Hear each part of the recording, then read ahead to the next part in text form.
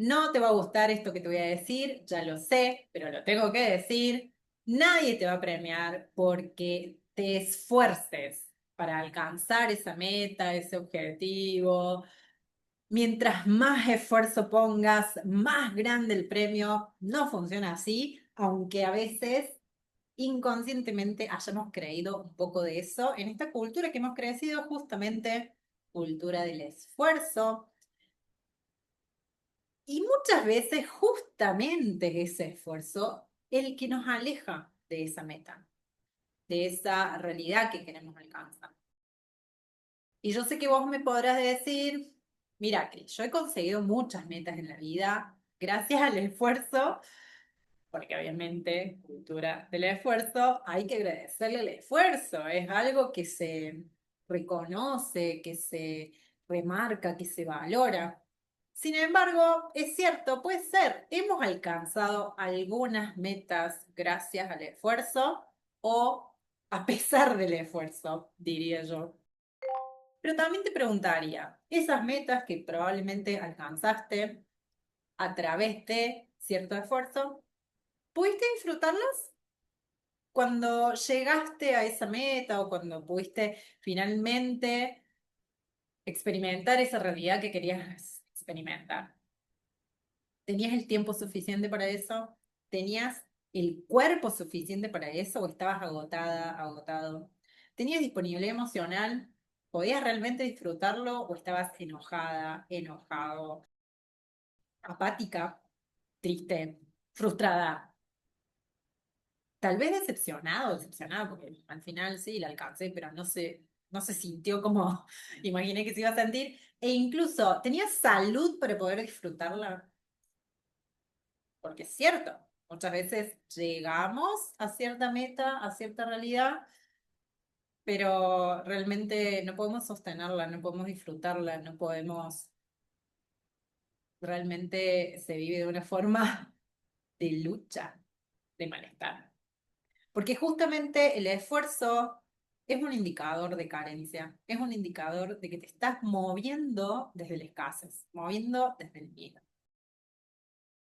Y la idea de hoy es que cambiemos esa perspectiva, que cuestionemos un poco esa identidad, que busquemos la manera de corrernos de ese lugar, porque hay otras maneras, sin dudas, porque nacimos para ser ilimitados. Ese es el nombre del podcast, así como el meta, punto de partida, hacia dónde y desde la cual te comparto todo lo que traigo en estos episodios. Y continuando un poco con lo que hablábamos en el episodio anterior, hemos crecido y hemos aprendido en esta sociedad que el esfuerzo es algo que se valora y que se premia, entre comillas, y en realidad, más que premiarse, se incentiva.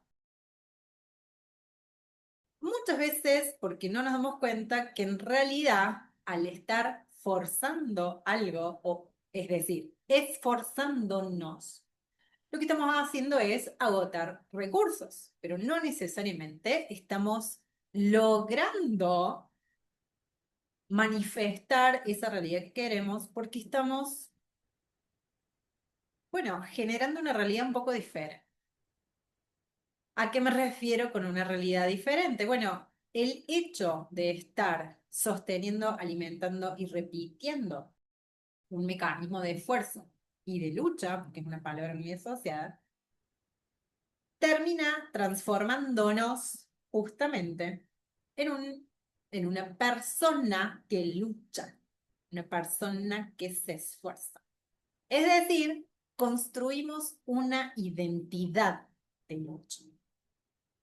Y esta identidad de lucha, bueno, por acá, supongo que en otros países hay algo similar también, se habla de la mamá luchona, esa mamá que tuvo su hijo y el padre no está presente y deja la vida por el papá luchón, misma situación, pero al revés, en menor medida, claramente.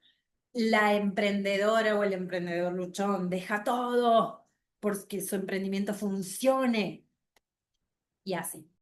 Estas expresiones que por un lado, bueno, me siento identificada con eso, por ende sostengo y alimento esa identidad. Y por otro lado, como decía, es algo cultural en muchos aspectos. El empleado que deja la vida en la empresa y por la empresa, porque ponerse la camiseta es pasar 1000 horas haciendo el trabajo, por más que sea todo un caos, un desorden, no haya alineamientos claros, no haya directivas claras, no me paguen bien, me quedo 1000 horas y las horas extras encima no me las pagan. Pero aplaudamos el esfuerzo. Y ese ejemplo, como puede haber un montón de otros, pero volvamos a esto que venimos hablando en muchos episodios, y como siempre te voy a dejar los episodios anteriores por acá. Generamos un círculo vicioso, un bucle, en el cual sostenemos esa realidad. Conformamos esa identidad, sostenemos esa realidad, y claramente, además de que estamos siendo esa persona y por ende no podemos observar otra realidad. Además, nuestro cerebro va a buscar en esto del sesgo de confirmación, va a seguir generando o buscando situaciones en las cuales vamos a confirmar, vamos a volver a encontrar evidencia de que esta es la manera, porque de esa manera yo mantengo, preservo, el cerebro nos cuida, ¿no? Como si esta es nuestra identidad, vamos a cuidar esto, y si nuestra identidad es de lucha, pues vamos a luchar. Obviamente lo estoy contando o diciendo muy sonsamente, hasta muy superficialmente, pero es porque algunas cosas de estas ya las hemos hablado en otros episodios. Lo que ocurre además en todo esto es que, por mencionarlo desde otro lugar que todavía no hemos desarrollado demasiado, sí, tenemos la identidad, como decía recién, y ya lo hemos hablado o mencionado en otros episodios, vibramos en una frecuencia determinada que obviamente tiene que ver con ese estado que nosotros sostenemos. Esa frecuencia es la que va a permitir o habilitar la resonancia con cuestiones, situaciones, personas, realidades que estén en sintonía, en frecuencia vibratoria similar y demás. Ahora, ¿qué pasa en nuestro cerebro a nivel neurocientífico con cualquier tipo de realidad en la cual nosotros estamos sosteniendo ansiedad, miedo, esfuerzo, carencia, escasez? Lo que ocurre es que si sostenemos esa forma de experimentar ese mecanismo, y repito, sostenemos porque tiene que ver justamente con la repetición, no es cuando hay un evento aislado en el cual activo el modo lucha, pues sí, vamos a activar modo lucha porque probablemente nos encontramos en un modo supervivencia, ocurrió alguna cosa que puso en peligro nuestra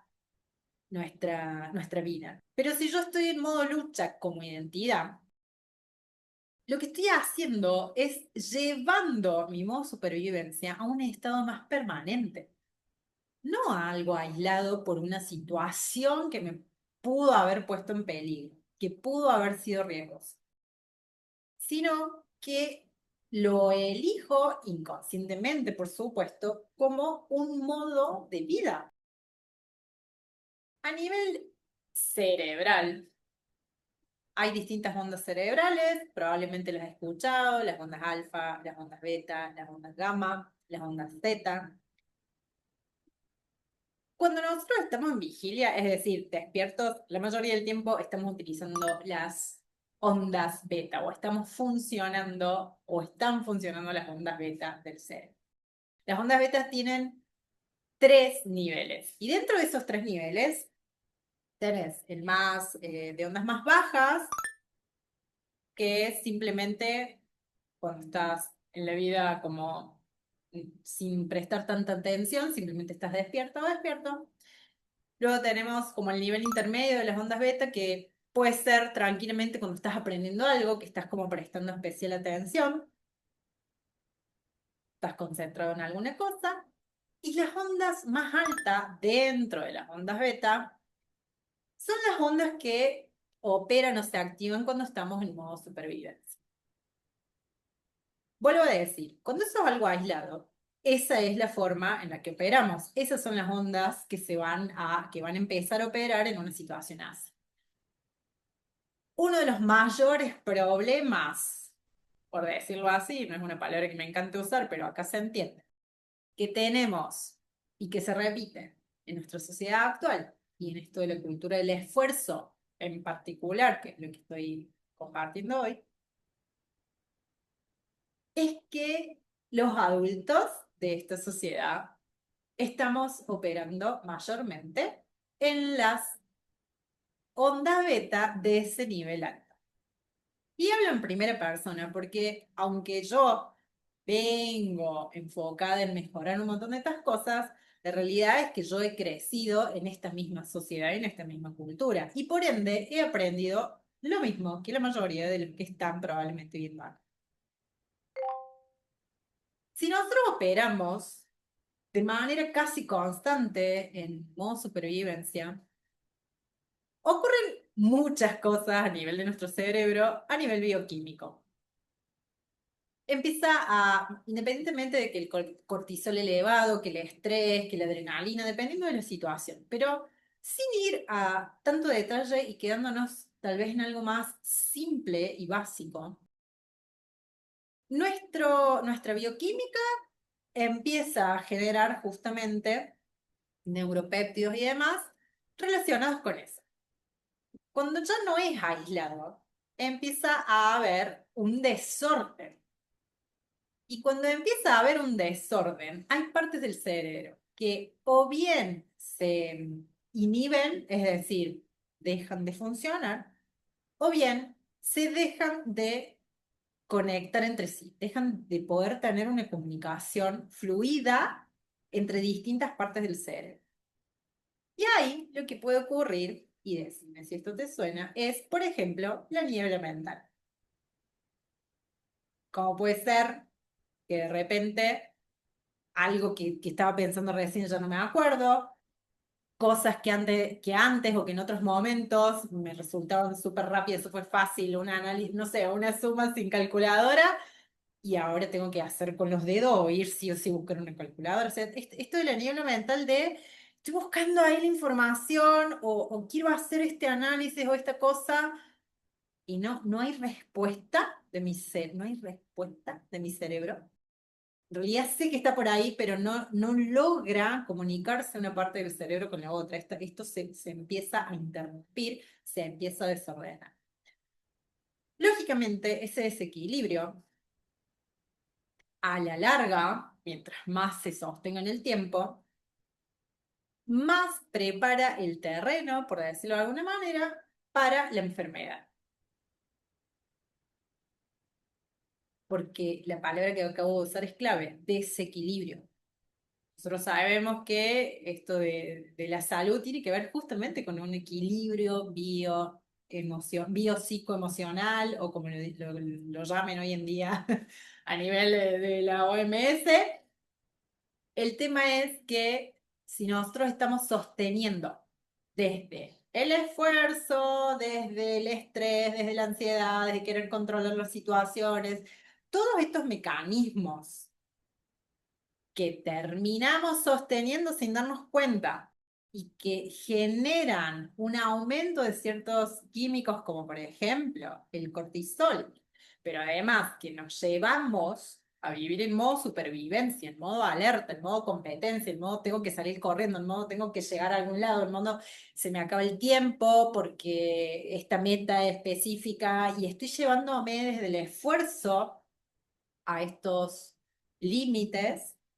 Estoy justamente abrazado a un modo de supervivencia que a la larga, vuelvo a decir, puede llevar a determinados caminos que obviamente no queremos,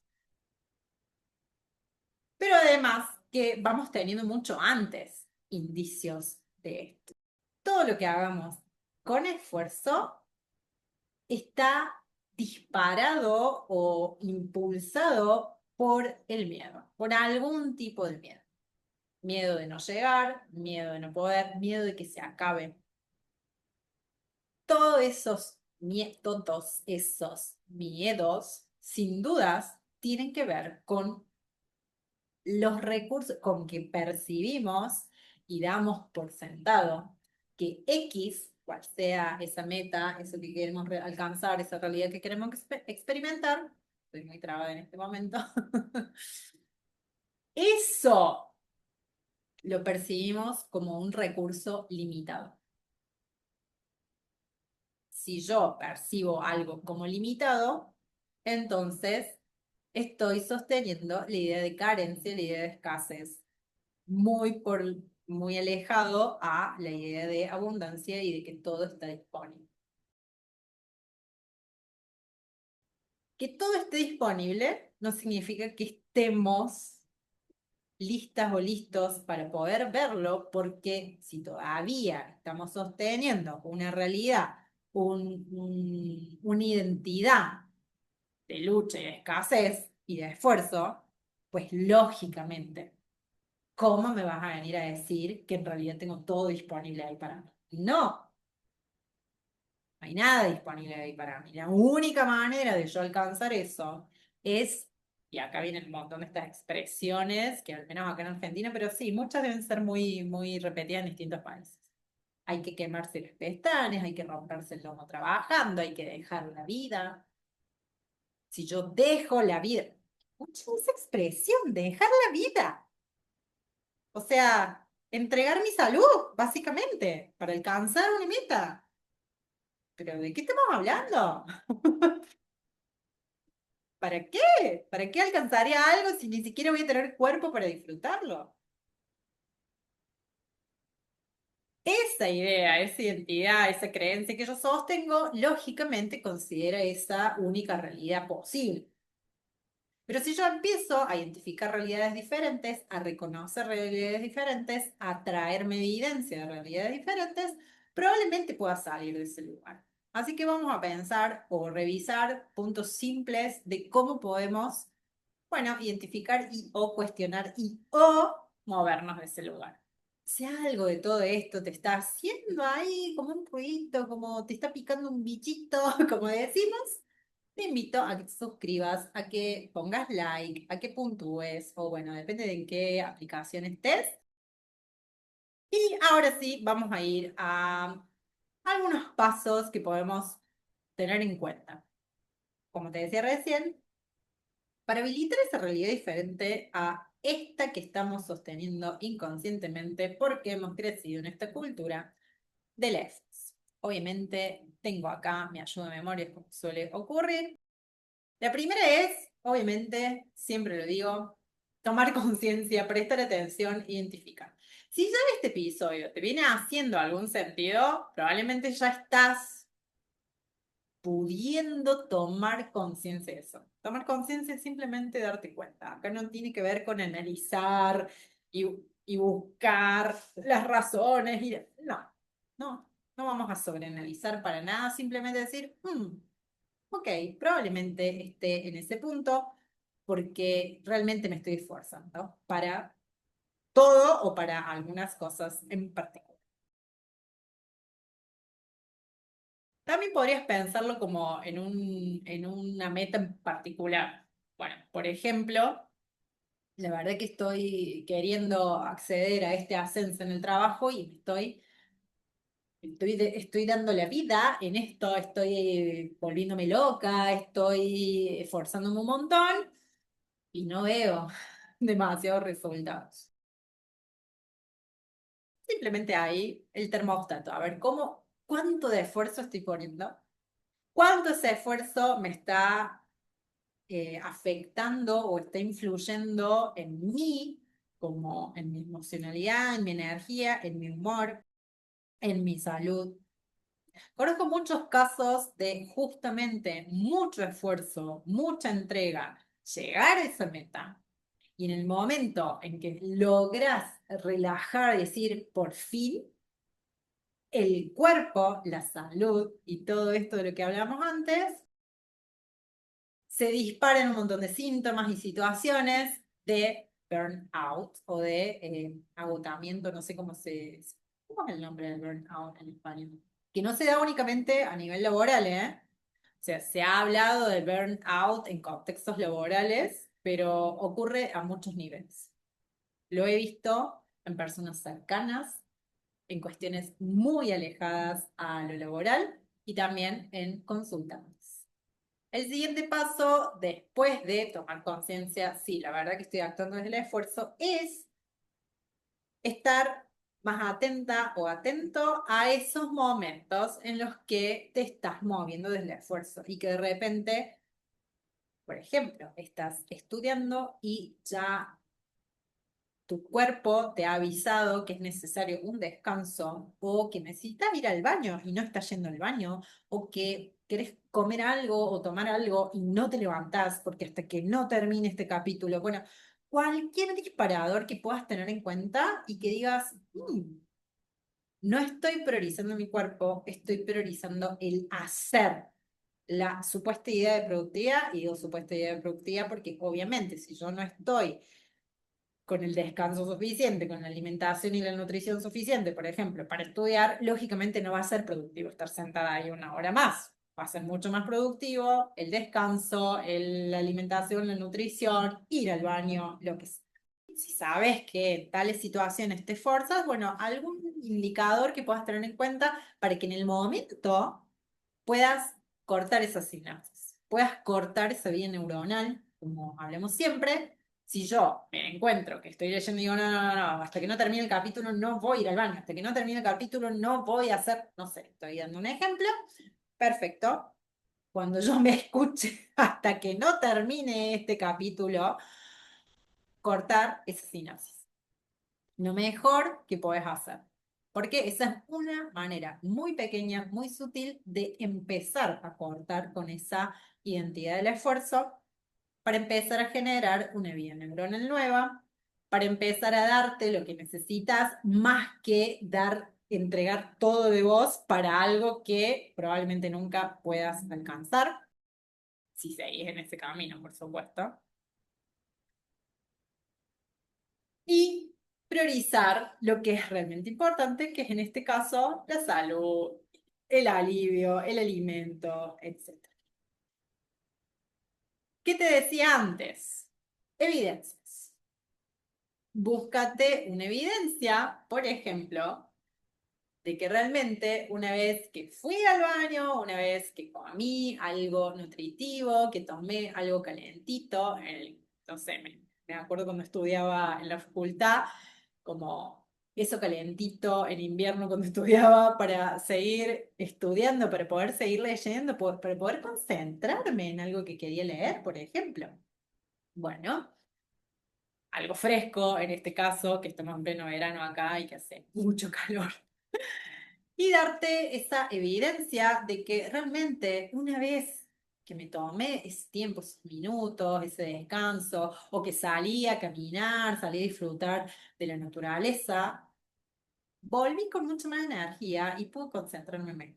Empezar a darte estas evidencias y estas señales importantes que vos valides, que vos desde tu conciencia valides, porque seamos realistas, va a haber esta resistencia de la que siempre hablamos, que es una resistencia bioquímica que probablemente te envíe estas señales de urgencia y de peligro y para también para recordarte que descansar no corresponde, para recordarte que probablemente sos una traidora, un traidor, porque mientras vos estás descansando, tus compañeros de equipo están haciendo el trabajo que deberías estar haciendo vos. Bueno, todos estos mecanismos, recordemos, son mecanismos de autoboicot, mecanismos, patrones que buscan mantenerte en el mismo estado de siempre y sin dudas el sesgo de confirmación que va a buscar demostrar que lo que estás haciendo no es bueno para tu identidad.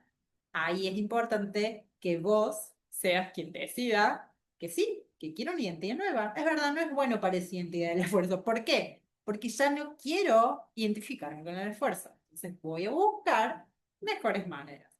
Voy a traerme evidencia de que hay una manera más liviana, una manera más armoniosa, una manera más fluida, una manera más de disfrute, para alcanzar tal vez los mismos resultados o para alcanzar tal vez los mismos resultados en mejores condiciones físicas, mentales, emocionales, energéticas, etcétera, pero también para alcanzar resultados diferentes. ¿Por qué tienen que ser los mismos resultados? No quiero que se me pase recordar esto, ¿no? Hay una adicción bioquímica nuestra a los mecanismos que sea que hayamos aprendido. Hoy estamos hablando de esto, pero todas las veces que aparecen estos temas, estas conversaciones en el podcast, te lo recuerdo, estamos adictos a X mecanismo. Por eso el organismo mismo va a colaborar, va a ser parte en esto de mandemos señales de alerta y todo esto que te decía recién. Desde algunas investigaciones de algunos neurocientíficos plantean que las vías neuronales no desaparecen. No es que yo, bueno, dejo de usar esta vía y empiezo, me invento, me creo esta nueva y entonces esta otra queda en desuso. No, el cerebro va a buscar, va a tiende a seguir repitiendo las que ya conoce, las que ya está acostumbrado por mucha repetición a generar, a sostener, digamos. Entonces, lo que se plantea o propone desde esas líneas de investigación es que reemplazamos las vías neuronales. Y la única forma de reemplazarlas es justamente la repetición. Entonces, para yo cortar con una tendencia, es decir, el cerebro tiende a tomar esa vía neuronal de años, bueno, soy yo quien tiene que, a quien le corresponde, decidir en cada situación a conciencia, por eso es tan importante que expandamos nuestra conciencia, bueno, que no voy a hacer, no voy a volver a ese mecanismo, voy a alimentar, nutrir, sostener este otro. Entonces, hay uno de los pasos muy importantes y que obviamente lleva un poco más de tiempo, es en esto de darme ciertas evidencias, es también llevarlas a la práctica. Y empiezo a repetirla y a sostenerla para justamente hacer que esta vía neuronal sea la más elegida de acá a un tiempo. Y acá tiene que ver con una cuestión de repetición. Hay otras formas que son mucho más rápidas, pero que tienen que ver con otras explicaciones y otras líneas de investigación. De momento, solo esta. Vamos a enfocarnos solo en esta. Ya eso lo desarrollé bastante en el episodio anterior. Acción inspirada, microacciones que forman parte de esto de crear las nuevas vías neuronales. Más allá de toda evidencia científica, toda explicación neurocientífica o explicación bioquímica o vías neuronales, etcétera, volvemos al tema identidad. Si nosotros empezamos a darnos evidencia y empezamos a generar una confianza, una fe en cierta otra realidad que hasta ahora no consideraba posible, modificamos nuestro propio cerebro. De ahí viene también esto de la neuroplasticidad. Hace algunos años los científicos consideraban que el cerebro permanecía estático a partir de determinada edad, ya no había más nada que hacer. La persona que eras era imposible modificarla porque ya había generado todos los sistemas y procesos habidos y por haber y nunca más ibas a poder introducir algo nuevo o modificar algo. Hoy sabemos que sí. Hoy sabemos que por este término de la neuroplasticidad del cerebro y todas las investigaciones que han hecho al respecto y los avances afortunadamente, hoy se sabe que sí, cualquier decisión, por más pequeña que sea, dirigida hacia esa nueva realidad que vos crees posible o querés creer posible, va a ser clave en esto de la modificación de tu propio cerebro. Y es clave que tu cerebro se vaya modificando hacia esa nueva realidad, porque no olvidemos que tu cerebro va a ser quien va a preservar y proteger la identidad que vos estés queriendo construir. Vos hoy estás transformando, o estás eligiendo transformar tu realidad. Va a ir de la mano con la modificación de tu propio cerebro. Bueno, a mí esto se me va como que podría estar 1000 horas hablando porque pues nacimos para ser ilimitados, pero básicamente quiero que me cuentes si algo de esto te hizo sentido, si vas a empezar a probar y prestar más atención, si elegís darte evidencia diferente a la cultura del esfuerzo, si tal vez ya has empezado, tal vez, bueno, sí, antes me esforzaba un montón por algunas cosas y aprendí esto y me pasó esto otro, bueno, me encantaría leer todo eso. Sí, mi caso particular, yo era demasiado de la cultura del esfuerzo, demasiado perfeccionista, hasta que yo misma modifique mi propio concepto del perfeccionismo y de la perfección misma y de lo que es realmente importante. Todas esas modificaciones y todos esos cambios de perspectiva y todo esto que yo me he ido reformulando desde mis conceptos, desde mi creencia y demás, y todo lo que yo cuestiono que me escuchás en estos episodios, ha ido de la mano con mis propios cambios de identidad y sin dudas con mis propios cambios de realidad. La realidad que yo hoy estoy viviendo para la Cris de hace 10 años era impensada.